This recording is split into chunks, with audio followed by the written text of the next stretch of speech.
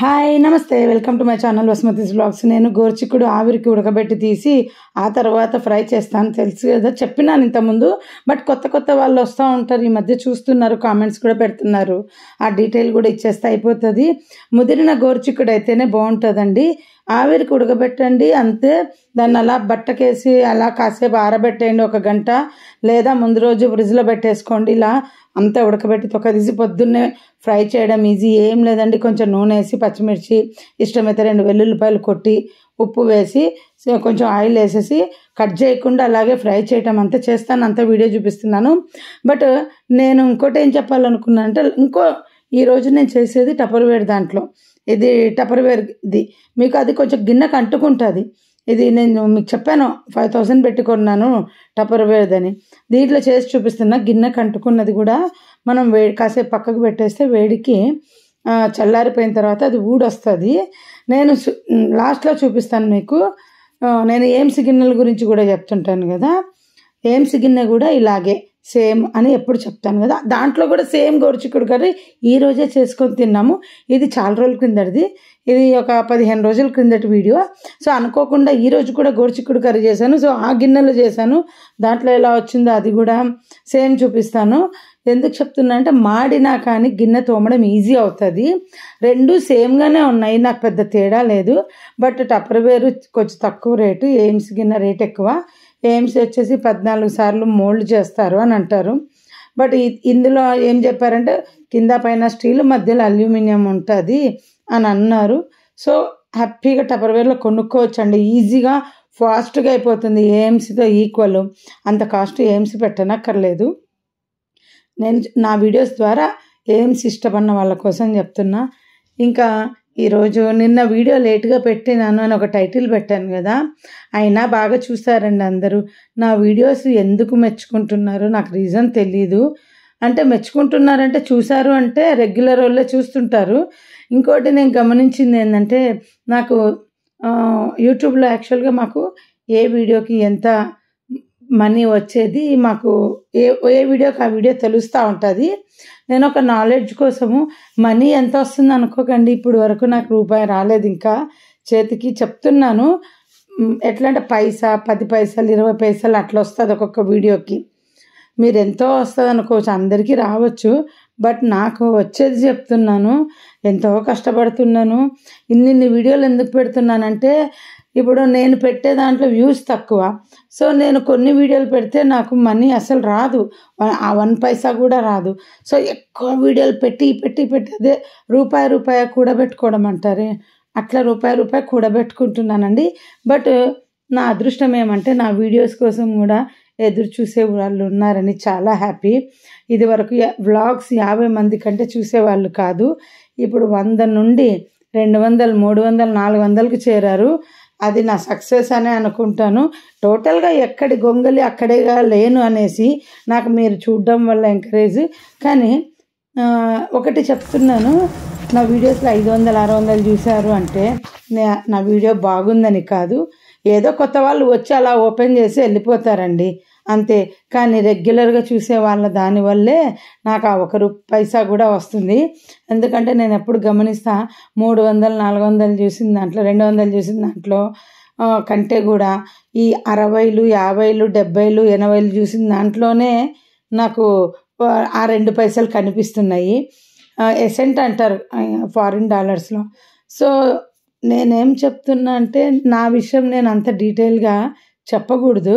But ఎక్కువ మంది చూస్తే బాగా డబ్బులు వస్తాయని, ఎవరైనా నా వీడియో చూసి బాగా చూస్తున్నారు మా వీడియో అని అనుకుంటారేమో. ఎక్కువ మంది వల్ల నాకేమీ లేదు లాభం, నాకు తక్కువ మంది వల్లే ఉంది. ఎట్లా ఉందో అట్లే ఉంది. అంటే వాళ్ళు ఓపెన్ చేసి వెళ్ళిపోతే ఒక వ్యూ వస్తుంది అంతే, తప్ప దాని నుండి రూపాయి రాదు. అందుకని చెప్తున్నా, నన్ను ఇష్టపడే వాళ్ళందరూ కూడా చక్కగా నా వీడియోలు మినిమం చూసి ఆ 1 పైసా 2 పైసలు నాకు ఇస్తున్నారు. చాలా హ్యాపీ. నాకేంటంటే, నా వీడియోస్లో ఏం నచ్చుతుందో ఎవరేం కామెంట్ పెట్టట్లేదు వ్లాగ్స్లో. సో నాకు తెలియటం లేదు. నేను పెట్టిన కంటెంట్ నాకు మనసుకు నచ్చినది పెట్టుకుంటూ పోతున్నా. అప్పుడప్పుడు పెడతా ఉంటారు అనుకోండి, ఒక కొత్త వాళ్ళు వచ్చిన వాళ్ళు కానీ ఎవరైనా, దానివల్ల కొంచెం తెలుస్తుంది. ఏమంటున్నానంటే, నా వీడియోస్ మీకు ఎందుకు నచ్చుతున్నాయి, ఎవరన్నా పెట్టండి రీజన్. నేను నా లైఫ్ స్టైల్ గురించి చెప్పటం వలన, లేక నేను చేసే పని ఎట్లా ఉంది ఏమి చూస్తుంటారా, నా ఓపికను చూస్తుంటారా, ఏం తెలియట్లా. నేను ఫర్దర్లో ఎలాంటి వీడియోస్ చేస్తుండాలనో కూడా తెలియదు నాకు.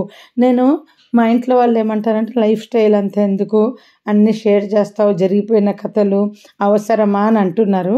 నేనేమంటున్నానంటే, ఇది రియాలిటీ లాగా రియల్ లైఫ్ గురించి చెప్తున్నాను కనుక జనాలు ఇంత ముందు కంటే ఇప్పుడు చూస్తున్నారు అంతో ఇంతో. నా రియల్ లైఫ్ చెప్పటం వల్ల నా విషయాలు వాళ్ళకి తెలుసుకోవాలని కాదు. ఎప్పుడైనా గుర్తుపెట్టుకోండి, జరిగిపోయిన కథ చెప్పడంలో తప్పేముంది. జరుగుతున్న కథ ఎప్పుడు చెప్పకూడదు. జరుగుతున్న కష్టం కానీ సుఖం కానీ, అతి సుఖము, అతి కష్టము, అతి బాధ, ఎందుకంటే అవి డిస్టర్బ్ అయిపోతాయి. నేను మీకు ఎక్కువ కూడా జరిగిపోయినవి చెప్తున్నా, జరుగుతున్నవి మూసి పెడుతున్నానండి.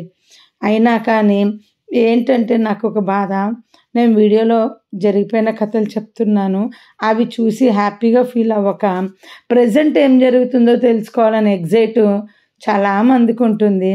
నాకు మీకు ఎలా డైరెక్ట్ చెప్పలేను ఎందుకు ఏమి అని. నేను అందరికీ దూరంగా నా లైఫ్ నేను లీడ్ చేస్తుంటే కూడా నాకు డిస్టర్బెన్స్ జరుగుతూ ఉంది. ఆ డిస్టర్బెన్స్ని అడ్డుకోలేకపోతున్నానండి. ఏం చెప్పలేను. నా వీడియో దయచేసి మీరు ఎవరైనా సరే, మీరు వీడియోస్ చూసేవాళ్ళు, నా రిలేషన్ కావచ్చు, నా ఫ్రెండ్స్ కావచ్చు, నాకు ఫోన్ చేసి నా పర్సనల్ లైఫ్ని అడగండి ప్లీజ్. నేను చెప్పాలనుకుంటే మీరు అడగకుండానే నేను చెప్తాను ప్లీజ్. నేను ఇంకా ఓపిక లేదు నా పర్సనల్ లైఫ్ గురించి ఫోన్ చేసి నాకు టచ్లో లేకున్నా కానీ అడగడం. ఆల్రెడీ వీడియోలో పెడుతున్నాను, నేను ఏం చెప్పలేను. నా పరిస్థితి ఒక్కరు నన్ను డిస్టర్బ్ చేసినా నేను ఫుల్ డిస్టర్బ్ అయిపోతున్నాను. నేను నా ఫ్యామిలీ చాలు, నాకు ఇంకా ఎవ్వరి హెడ్ఏక్ వద్దని బ్రతికేస్తున్నాను. నా అంతకు నేనే చెప్తానండి నా లైఫ్ గురించి, ప్రజెంట్ లైఫ్. నేను యూట్యూబ్లో ప్రజెంట్ లైఫ్ చూపిస్తున్నాను, ఎట్లా బతుకుతున్నానో చూపిస్తున్నాను. ఇంకా ఎందుకో వీడియోస్ చూసి డౌట్లు వస్తాయో ఏమో, నేను చాలా ఫీలింగ్ వస్తున్నాయండి నాలో. నేను అన్నీ మూసిపెట్టుకొని, చాలా హెల్త్ ప్రాబ్లమ్స్ ఉన్నాయి నాకు, చాలా మానసిక బాధలు ఉన్నాయి, చాలా సఫర్ అవుతున్నాను. అయినా బయటికి ప్రజెంట్ నేను ఎలా ఉన్నానో అది చూపిస్తున్నా. లోపల బాధలు ఎన్ని ఉన్నా బయటికి చూపించకూడదు కదా. బట్ నేను అన్నీ కూడా ప్రజెంట్ బాధలు చెప్పట్లేదండి, చెప్పలేను. నేను ఎవరిని హర్ట్ చేయలేను. నేను గడిచినవి మాత్రమే షేర్ చేసుకుంటున్నాను. నన్ను హర్ట్ చేసిన వాళ్ళ పేర్లు చెప్పకుండా నేను పాత గతంలోనే బ్రతుకుతున్నా. ప్రజెంట్ చెప్పుకోలేని పరిస్థితి నాది. అంత ఘోరంగా ఉంది నా ప్రజెంట్ లైఫ్. ప్లీజ్ దయచేసి నాకు ఫోన్లు చేయకండి ఎవ్వరు కూడా. నా పర్సనల్ లైఫ్ గురించి తెలుసుకోవాలనుకుంటే ఎవ్వరు నాకు ఫోన్ చేయకండి దయచేసి. ఇది ఎవరికైనా వర్తిస్తుంది. నాకు ఓపిక లేదు నా పర్సనల్ లైఫ్ను టచ్ చేసి ఎవరు డిస్టర్బ్ చేయడం నాకు ఇష్టం లేదు ప్లీజ్. ఇదిగోండి 2 గిన్నెలలో కర్రీ చేశాను. ఒక గిన్నెది ఇప్పుడు చూపించానా. ఇప్పుడు ఇది ఈరోజు చేసిన గోరుచిక్కుడు కర్రీ అండి. ఈరోజు చేసిన గోరుచిక్కుడు కర్రీ ఇది సేమ్ ఏఎంసీలో అలాగే అంటుకుపోయింది. ఇది ముదురుది చేసుకోవాలండి. లేతవి ప్రతిసారి లేతవే తెచ్చుకుంటున్నాము. ఇందాక చేసినది 1/2 కిలో, ఇప్పుడు చేసింది 1/2 కిలో అంతే. ఇంకా నేనే ఇన్ని రకాల వంటలు చేస్తుంటే మళ్ళీ మధ్యలో నా కూతురు కొత్త రకాలు చేస్తుంటుంది, అవి నేను నేర్చుకోవట్లేదు. దీని తర్వాత అది కూడా పెడతాను. తను చేసి ఎప్పుడైనా మాకు తినిపిస్తుంది. తనకు వంటలు నేర్చుకోవాలని ఆశ కాదు, కానీ ఏదన్నా చేసి నాకు అందరికీ పెట్టాలని ఇష్టం. అమ్మ అంటే, అమ్మ నీకు నా హ్యాబిటే వచ్చిందా, తినడం కంటే చేసి పెట్టడము, ఇది కొంచెం కంట్రోల్ చేసుకో అని చెప్పాను. ఇది ఫ్యూచర్లో ప్రాబ్లం కాకుండా చూసుకో అని. ఎందుకంటే నేను కూడా తినడం కంటే పక్కనోడు తిని వాడు బాగుందని మెచ్చుకుంటే చాలు అనే ప్రేమతో అందరికీ వండి పెట్టి నా కష్టాలు నేనే తెచ్చుకున్నాను. అంటే ఏం చెప్పాలి, ఇప్పటికి కూడా నా ఇంటికి వస్తే ఎగ్జాంపుల్ చెప్తున్నా, వాళ్ళకంటే నువ్వు బాగా చేస్తావు, వాళ్ళకంటే నువ్వు బాగా పెడతావు, అలా ఇంకోళ్ళతో కంపేర్ చేయకండి దయచేసి. ఎవరింటికన్నా పోయి ఎక్కడైనా తింటే బాగుంటే బాగుందనండి అంతే. ఇంకోళ్ళతో పోల్చి చెప్పకండి ఎవ్వరు కూడా. లేదా ఇంకోరింటికి పోయినప్పుడు ఏం చేస్తారు తెలుసా, వాళ్ళ చేసి పెడుతుంది తను, సూపర్ అని వాళ్ళ ఇంట్లో పొగిడితే వాళ్ళకి ఎంత బాధేస్తుందండి. ఎక్కడ మాటలు అక్కడ మర్చిపోవడం జనాలు హ్యాబిట్ నేర్చుకోండి. ఒకరిది తిని ఇంకో దాన్ని డిస్కస్ చేయకండి. ఇది చాలా అనర్థాలు తెచ్చి పెడుతుంది. వీళ్ళింట్లో తిన్నది వీళ్ళింట్లో బాగుందనండి వెళ్ళండి, ఇంకోరి ఇంట్లో తిన్నది అది బాగుందా బాగాలేదా తినండి వెళ్ళండి. ఒకరింట్లో కూర్చొని ఇంకోళ్ళని ఆ తల్లి ఏమో కొత్త రకం ఆవకాడ శాండ్విచ్ చేస్తుంది. నిన్న ఒక బ్రెడ్ చేసింది, ఇవాళ ఇంకో బ్రెడ్. ఇన్స్టాగ్రామ్ చూడడము చేయడము, నేనే వెరైటీలు ఎక్కువ చేస్తాను. ఇప్పుడు మా తల్లి ఇంకా ఎక్కువ. ఇదిగోండి, ఇది ఏం బ్రెడ్ అంటారో తెలియదు. ఈ బ్రెడ్ తెప్పించుకుంది, బకెట్ అంట, అంతా బూజు పట్టినట్టు ఉంటుంది అనమాట. కట్ చేసి పెట్టినాను.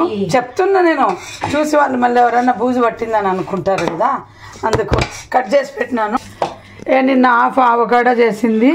ఈ ఎయిర్ టైట్ కంటైనర్లో టప్పర్వేర్లో పనికిరాదంట, ఓన్లీ గాజు దాంట్లోనంట. శాండ్విచ్ టోస్ట్ చేసిందనమాట. కొత్త కొత్త రకాలు ప్రయోగం చేస్తూ ఉంటుంది, కానీ టేస్ట్ చాలా బాగుంది.